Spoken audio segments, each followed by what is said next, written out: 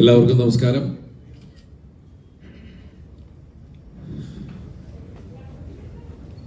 Grand productions and ഡിസ്ട്രിബ്യൂട്ടേഴ്സിൻ്റെ പേരിൽ നമ്മൾ നിർമ്മിക്കുന്ന ചിത്രമാണ് പവി കെയർടേക്കർ. അതിൻ്റെ സംവിധായകൻ വിനീത് കുമാർ, അതിൻ്റെ റൈറ്റർ രാജേഷ് രാഘവൻ, അതിൻ്റെ മ്യൂസിക് ഡയറക്ടർ മിഥുൻ മുകുന്ദൻ, നമ്മുടെ സന്തത സഹചാരി ഡയറക്ടറും വലിയ നടനുമായ ജോണി ആൻ്റണി. നമ്മൾ ഈ സിനിമയിൽ ഇതൊരു 100% ഫാമിലി എൻ്റർടൈനർ എന്നാണ് ഞങ്ങൾ പറയുന്നത്. ബാക്കിയെല്ലാം നിങ്ങളാണ് വിലയിരുത്തേണ്ടത്. ഇതിൽ മറ്റൊരുപാട് താരങ്ങളുണ്ട്.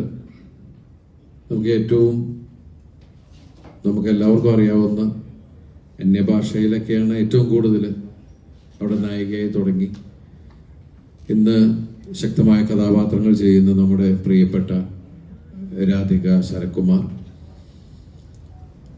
ഇപ്പോൾ ഇലക്ഷനും രാധിക ചേച്ചി കാൻഡിഡേറ്റ് ആയതുകൊണ്ടൊക്കെയാണ് ഇങ്ങോട്ട് പ്രൊമോഷൻ ഒന്നും വരാതിരുന്നത്.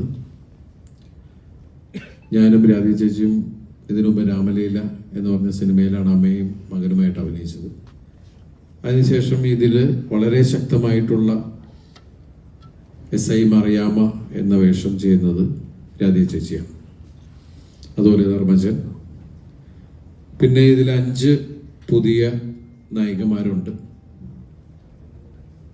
അവരൊക്കെ നിങ്ങൾക്ക് ഇപ്പോൾ അടുത്ത ദിവസം ഏപ്രിൽ 26 സിനിമ റിലീസാവാൻ പോവുകയാണ്. ആ സിനിമയിലൂടെ നിങ്ങൾക്ക് പരിചയപ്പെടാം.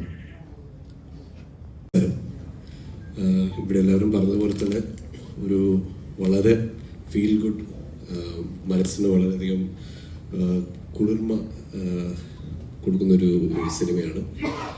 എല്ലാ തരത്തിലുള്ള ഇമോഷൻസും, പ്രത്യേകിച്ച് ദിലീപേട്ടൻ എന്ന ആക്ടറിന് അദ്ദേഹത്തിന് എല്ലാ റേഞ്ച് ഓഫ് ഇമോഷൻസ് ഒക്കെ വളരെ മനോഹരമായിട്ട് പെർഫോം ചെയ്യാൻ പറ്റിയൊരു കഥാപാത്രമാണ്. അപ്പോൾ അദ്ദേഹത്തിനെ ഫോളോ ചെയ്ത് അതേപോലെ തന്നെ അതിൻ്റെ സംഗീതത്തിലും എല്ലാ തരത്തിലുള്ള ജോണേഴ്സൊക്കെ എനിക്ക് എക്സ്പ്ലോർ ചെയ്യാൻ പറ്റിയൊരു കഥയാണ്.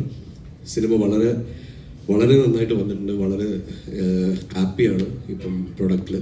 അപ്പം അതുപോലെ തന്നെ പ്രേക്ഷകർക്കും അത് ഇഷ്ടപ്പെടുന്നു എന്ന് വിശ്വസിക്കുന്നു. 26 സിനിമ വരെയാണ്. എല്ലാവരും കാണുക, സപ്പോർട്ട് ചെയ്യുക. Thank you.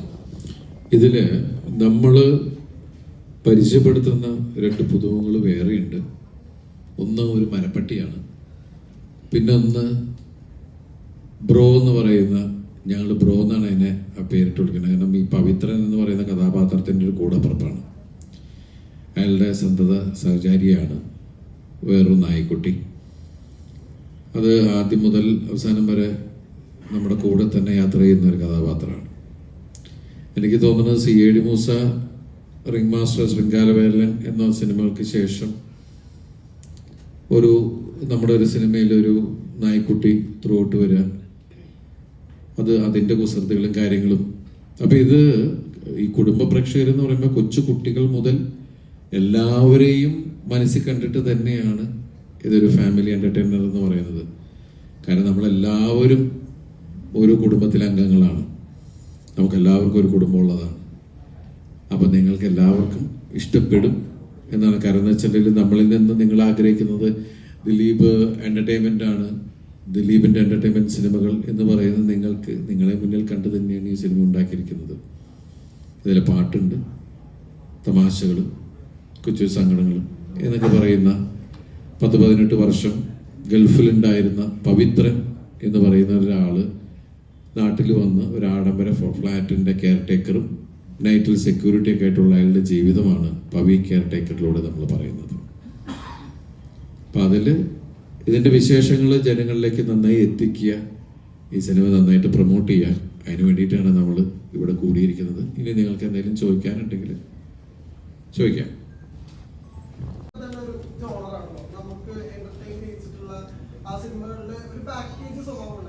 മാത്രമല്ല, ഒരു വെക്കേഷൻ ടൈമിലാണ് സിനിമ വരുന്നത്. അപ്പോൾ വെക്കേഷൻ സമയത്ത് മുമ്പ് വന്നപ്പോഴൊക്കെ വലിയ വിജയങ്ങൾ ഉണ്ടായിട്ടുള്ളതാണ്. സോ എല്ലാം കൂടെ കൂടിച്ചേർന്നൊരു സക്സസ് ഫോർമുലയിലേക്കാണോ ഭാവിയുടെ ഒരു യാത്ര? തീർച്ചയായിട്ടും. കാരണം ഇതൊരു വെക്കേഷൻ കാലം തന്നെയല്ലേ. അപ്പം ആ രീതിയിൽ ഉള്ള സിനിമ തന്നെയായിരിക്കും പവി കെയർടേക്കർ. അപ്പം അതിൻ്റെ ട്രെയിലറും കാര്യങ്ങളൊക്കെ കാണുമ്പോൾ എല്ലാ ഒരു ഘട്ടങ്ങളിലൂടെയും പോയിട്ടുണ്ട് ഈ പവി. നിങ്ങളെ ചിരിപ്പിക്കും, ചിലപ്പോൾ എനിക്കത് കറക്റ്റ് അറിയില്ല, അയാൾ ഫീൽ ചെയ്യിപ്പിച്ചേക്കാം. നല്ല പാട്ടുകളുണ്ട്, എല്ലാം കൂടി ചേർന്ന ഒരു സാധനം എന്ന് പറയില്ലേ. നിങ്ങൾ എൻ്റെ ഇതിനു മുമ്പുള്ള ഒരുപാട് സിനിമകൾ നിങ്ങൾ കണ്ടിട്ടുള്ളതാണ്. അതുപോലെ നിങ്ങൾക്ക് എനിക്ക് ഇഷ്ടപ്പെട്ട ഒരാളാണ് ഈ പവിത്രൻ.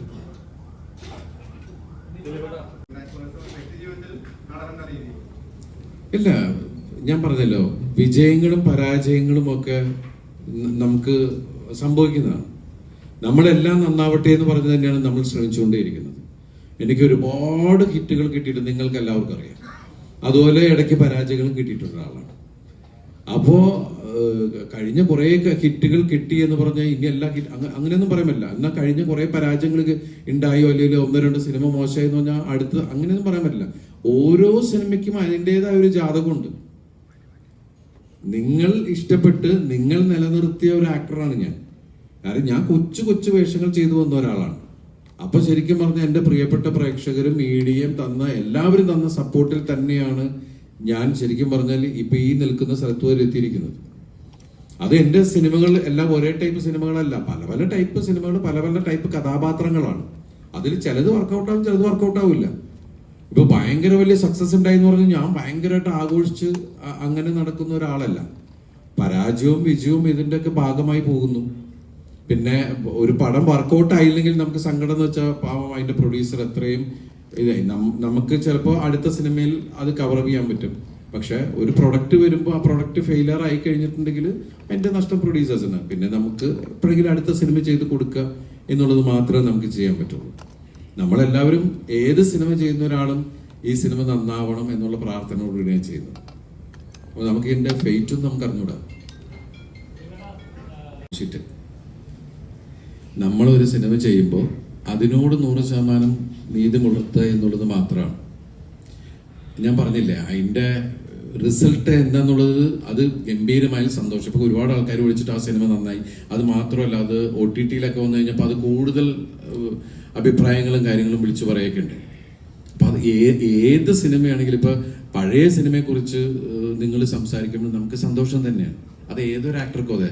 ഞാൻ ചെയ്ത കഥാപാത്രങ്ങളെ വീണ്ടും ഓർമ്മപ്പെടുത്തുന്നു, അതിനെക്കുറിച്ച് സംസാരിക്കുന്നു എന്ന് പറഞ്ഞത് വലിയ കാര്യമാണ് നമ്മളെ സംബന്ധിച്ച്. ഓരോ തവണയും വീണ്ടും അവാർഡ് കിട്ടുന്ന പോലെ തന്നെയാണ്.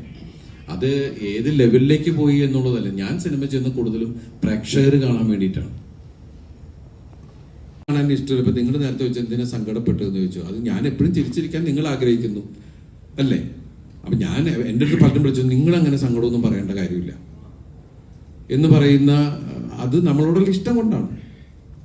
നമ്മളെപ്പോഴും പ്ലസന്റ് ആയിരിക്കണം. എനിക്കും അത് തന്നെ എപ്പോഴും ഇഷ്ടം. ഞാൻ എപ്പോഴും ചിരിക്കാൻ ആഗ്രഹിക്കുന്ന ഒരാളും എന്നെ ചിരിപ്പിക്കാൻ നിൽക്കുന്ന ആൾക്കാരുടെ കൂട്ടത്തിൽ പോയി ഇരിക്കാൻ ആഗ്രഹിക്കുന്ന ഒരാളുമാണ്. ഇയാളെ നിങ്ങൾക്ക് ഇഷ്ടമാവുന്നതാണ് എൻ്റെ ഇത്രയും നാളത്തെ ഒരു ഇത് വെച്ചിട്ട് എൻ്റെ ഒരു വിശ്വാസം. നിങ്ങൾ റിപ്പീറ്റായിട്ട് കാണാവുന്ന ഒരു സിനിമ തന്നെയായിരിക്കും പവി കെയർടേക്കർ. അതിന് ഭയങ്കര അടിച്ചമർത്തിയ അവകാശവാദങ്ങളല്ല, എൻ്റെ വിശ്വാസമാണ്. ആരാണ്? കാരണം നമ്മുടെ അടുത്ത് ഒരു റൈറ്റർ കഥ പറയുമ്പോൾ അയാൾ മനസ്സിൽ സങ്കല്പിച്ച ഒരു നടൻ ഉണ്ടാവും.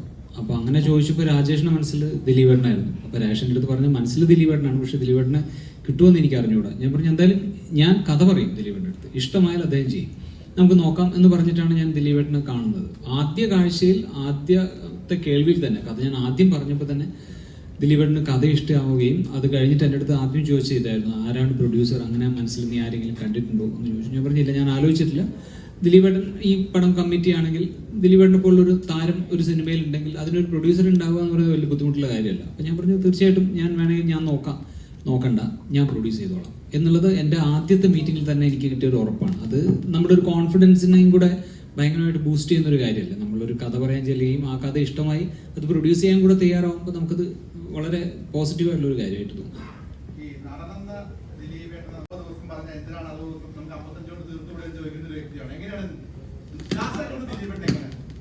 67 55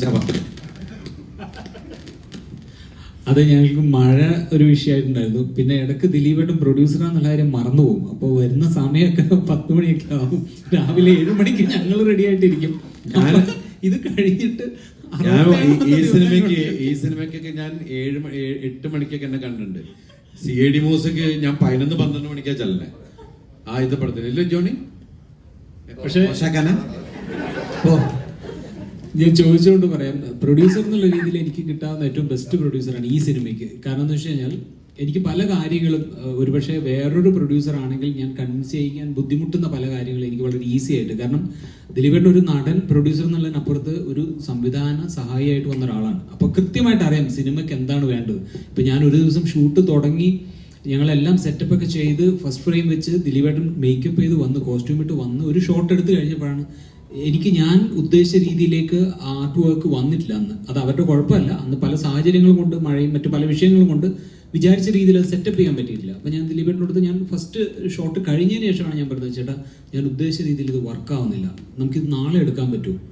നാളെ എടുക്കുക, നീ വേറെ എന്തെങ്കിലും ഒന്ന് പ്ലാൻ ചെയ്യും.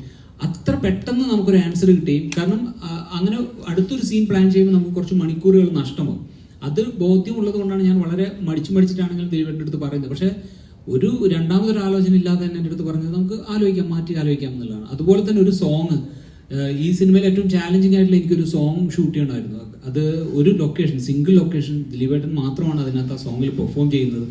അപ്പോൾ അതിനെ എങ്ങനെ ഓവർകം ചെയ്യാം, ആ സോങ്ങിൻ്റെ ഇമോഷൻ എങ്ങനെ കൃത്യമായിട്ട് കൊണ്ടുവരാമെന്ന് പല ആലോചനയിൽ നിന്നാണ് നമ്മൾ ഷൂട്ടിംഗ് തുടങ്ങി കുറച്ച് നേരം വർക്ക് ചെയ്ത് ബൃന്ദാ മാസ്റ്ററായിരുന്നു ഷൂട്ട് ചെയ്യുന്നത്. അപ്പോൾ കുറച്ച് കഴിഞ്ഞപ്പോൾ മാസ്റ്റർ അടുത്ത് ഞാൻ പറഞ്ഞു, മാസ്റ്റർ ഞാൻ ഉദ്ദേശിച്ച രീതിയിലല്ല ഇപ്പോൾ സോങ് മുമ്പോട്ട് പോകുന്നത്, നമുക്കൊന്ന് ബ്രേക്ക് ചെയ്തിട്ട് അടുത്ത സ്കെഡ്യൂളിൽ നമുക്ക് കണ്ടിന്യൂ ചെയ്യാം എന്ന് പറഞ്ഞ് ഞാൻ ദിലീപേട്ടൻ്റെ അടുത്ത് ഈ വിഷയം പറഞ്ഞപ്പോൾ ദിലീപേട്ടൻ, പ്രൊഡ്യൂസർ ദിലീപേട്ടനാണ് ഞാൻ പറയുന്നത്, പ്രൊഡ്യൂസർ ദിലീപേട്ടന് ഒരു രണ്ടാമതൊരു ആലോചനയില്ല. ഓക്കെ, കാരണം അത്രമാത്രം ഒരു ഡയറക്ടർ എന്നുള്ള രീതിയിൽ എനിക്ക് സപ്പോർട്ട് കിട്ടിയിട്ടുണ്ട്.